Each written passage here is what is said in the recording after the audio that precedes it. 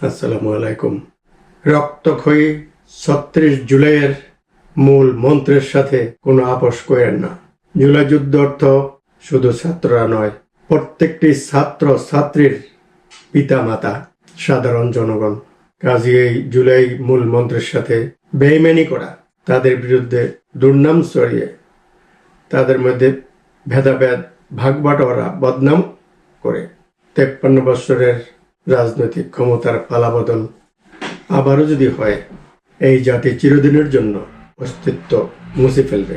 তাই আজ দেশ ও জাতিকে রক্ষা করতে এখন প্রয়োজন অর্থনৈতিক মুক্তি, স্বাধীনতা, সার্বভৌমত্ব ও গণতন্ত্র সুরক্ষা এবং সর্বক্ষেত্রে ধ্বংসপ্রাপ্ত দেশটাকে পুনর্গঠন করার জন্য সঠিকভাবে উপরিকাঠামো মজবুত করে জাতীয় অর্থনৈতিক ভিত্তির সেবায় নিয়োজিত করা।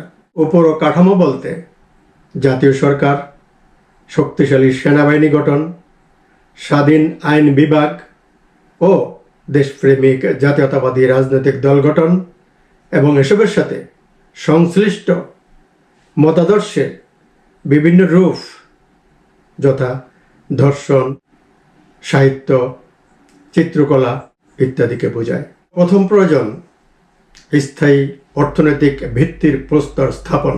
প্রিয় দেশবাসী, অর্থনৈতিক ভিত্তির উপর নির্ভরশীল থাকে উৎপাদন সম্পর্ক, তবে আমলাতান্ত্রিক ঘুষ বাণিজ্য এবং রাষ্ট্র ব্যবস্থার সংস্কারের অভাবে অর্থনৈতিক ভিত্তি সুসংহতকরণ, উন্নয়ন ও বিকাশ বাধাগ্রস্ত বা ক্ষতিগ্রস্ত হচ্ছে।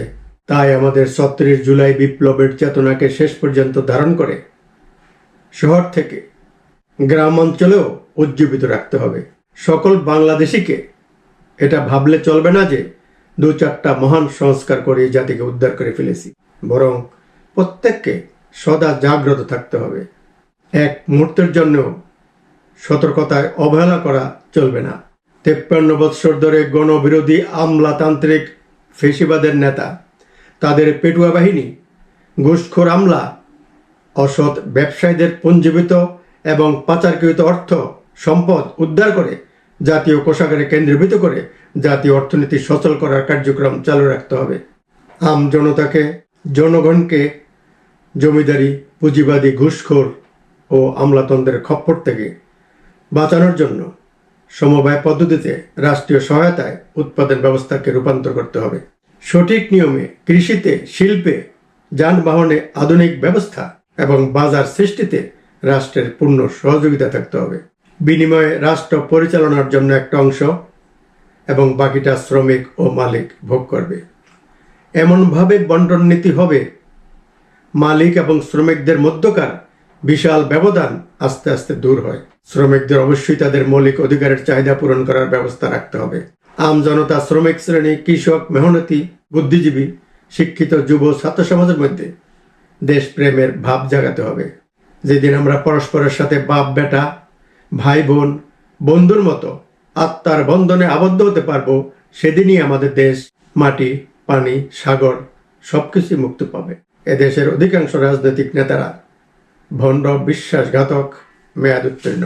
এরা কখনো সাধারণ মানুষের শুভচিন্তক নয় এবং দেশপ্রেম তাদের মধ্যে নাই। দেশ ও জনগণের স্বার্থের ক্ষেত্রে বাধাদানকারী, আগ্রাসী শক্তি সহ এরা সবাই আমাদের দেশ ও আমজনতার শত্রু। এদেরকে রুখে দিতে হবে। ভালো উদার মনের বিদেশি বন্ধু রাষ্ট্র খুঁজে নিতে হবে। আমজনতা, কৃষক, শ্রমিক, মেধাবীরা যদি তাদের সঠিক কর্মের মূল্যায়ন পায়, তাহলে কোনোদিনই উৎপাদন ব্যাহত হবে না। চাঁদাবাজি, সন্ত্রাস, ঘুষ বন্ধ হলে জাতি আত্মমর্যাদা নিয়ে নিজের পায়ে দাঁড়িয়ে যাবে, নিজের অর্থনৈতিক ভিত্তি মজবুত করবে। প্রিয় বাংলাদেশি ভাই ও বোনেরা, আজকে বাংলাদেশের ধ্বংসপ্রাপ্ত গণতন্ত্র উদ্ধার এবং মানুষের মৌলিক অধিকার প্রতিষ্ঠা নির্ভর করছে ভণ্ড রাজনীতিবিদ, দেশি বিদেশি শত্রুদের পরাস্ত করা এবং জনগণের মধ্যকার পারস্পরিক সুমধুর সম্পর্ক, ভ্রাতৃত্ববোধ, ঐক্য এবং বাংলাদেশী জাতীয় চেতনা একীভূত করা যায় কিনা তার উপর। সকল শিল্প উদ্যোগ ও অর্থনৈতিক উন্নয়নের সাথে আমজনতার অংশগ্রহণের অধিকার প্রতিষ্ঠা করা এবং উৎপাদন সহযোগিতায় বাজার সৃষ্টি, এসব দায়িত্ব জাতীয় সরকারের আওতায় পড়বে। জাতীয় সরকারের উৎপাদনের লক্ষ্য হল রাষ্ট্র ও জনগণের মৌলিক চাহিদা পূরণ করা। দেশের মাটি, মানুষ, পানি, খনিজ সম্পদ, প্রাকৃতিক সম্পদ ব্যবহার করে দ্রুত গতিতে উৎপাদন বাড়াতে হবে। তার জন্য প্রয়োজন দেশে আইন শৃঙ্খলা এবং রাজনৈতিক স্থিতিশীলতা। আমাদের পুলিশ বাহিনী দেশের জন্য অনেক পরিশ্রম করে। ওরা অসহায়। ওদেরকে নষ্ট করেছিল বিগত 53 বৎসরের অযোগ্য সরকারগুলি এবং স্বৈরাচার হাসিনা। ভাই বন্ধু হিসাবে ওদেরকে বুকে জড়িয়ে রাখতে হবে এবং প্রয়োজনীয় সুযোগ সুবিধা দিতে হবে। সাথে সাথে জাতীয় প্রতিরক্ষা সুসংগঠিত করে দেশের সংস্কৃতি, শিক্ষা, স্বাস্থ্যগত সুযোগ সুবিধা বৃদ্ধি, জনগণের জীবনমান উন্নয়ন, ধ্বংসপ্রাপ্ত জাতীয় অর্থনীতি গড়ে তোলা, জাতীয় অর্থনীতিকে স্বাধীন ও আত্মনির্ভরতার ভিত্তিতে দুর্বার গতিতে বিকাশ লাভ করাতে হবে। বিশ্বের পিছিয়ে পড়া মানুষগুলির পাশে দাঁড়াতে হবে। প্রিয় বাংলাদেশি ভাই বোনেরা, বিগত সরকারগুলি ক্ষমতা টিকে রাখার জন্য আমাদের উৎপাদিকা শক্তি এবং উৎপাদন প্রক্রিয়াকে ধ্বংস এবং উদ্যোক্তাদের নিরুৎসাহী করে আগ্রাসী শক্তিকে জাতীয় সকল ধরনের স্বার্থ বিকিয়ে দিয়ে দেশের সকল নিত্য প্রয়োজনীয় দ্রব্যাদি হিসাবে বিষাক্ত পচা খাদ্য, নিম্নমানের শিল্প সামগ্রী আমদানি করছিল ভারত থেকে। ভারতীয় বিষাক্ত ও নিম্নমানের মালামাল হটিয়ে নিজেদের উৎপাদনে লেগে যেতে হবে। জাতীয় সরকার প্রতিষ্ঠার মাধ্যমে এদের উৎখাত করতে হবে। সকল দেশপ্রেমিক বাংলাদেশিকে উঠে দাঁড়াতে হবে।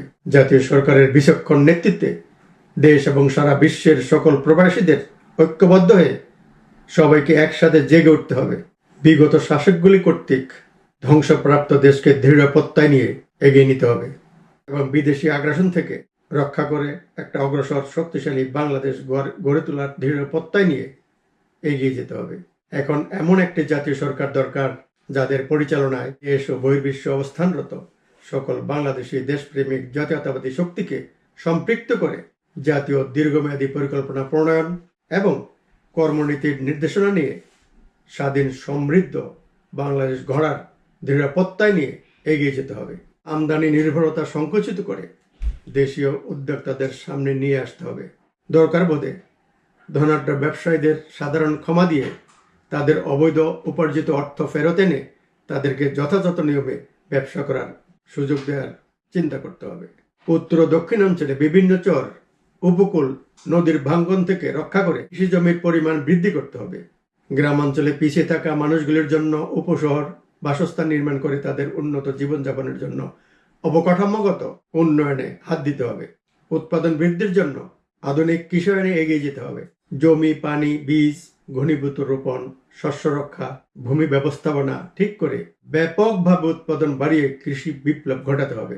জাতীয় অর্থনীতিকে স্বাধীনতা ও আত্মনির্ভরতার ভিত্তিতে দুর্বার গতিতে বিকাশ লাভ করাতে হবে। কৃষিক্ষেত্রে গবেষণা, উত্তরায়ণ, বাস্তবায়ন, পরিদর্শন, বিন্যাস করে যেতে হবে। এই জন্য সর্বপ্রথম নেদারল্যান্ডের সাথে চুক্তি করা অতীব প্রয়োজন, যারা দেশের দক্ষিণে 1 লক্ষ বর্গ মাইল ভরাট করে বাংলাদেশের ভূখণ্ডের সাথে যুক্ত করার জন্য প্রস্তুত আছে। উন্নত কৃষিআইন ব্যতীত জাতীয় অর্থনীতির বিকাশের বাস্তবায়ন অসম্ভব। দীর্ঘমেয়াদী পরিকল্পনা এবং বাস্তবায়ন জাতীয় অর্থনীতির বিকাশকে এগিয়ে দেয় এবং ভুল পরিকল্পনা সময় মতো বাস্তবায়ন না করা গেলে জাতীয় অর্থনীতির বিকাশকে ব্যাহত করে।